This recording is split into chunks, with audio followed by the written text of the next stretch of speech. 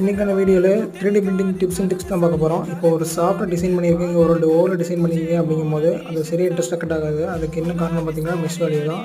நான் எஸ்டிஎல்லில் கன்வெர்ட் பண்ணும்போது நீங்கள் மோர் ஆப்ஷன்ஸ்னு ஒன்று காட்டும். இதில் பார்த்தீங்கன்னா பைனரி அண்டு ASCII அப்படின்னு 2 இருக்கும்.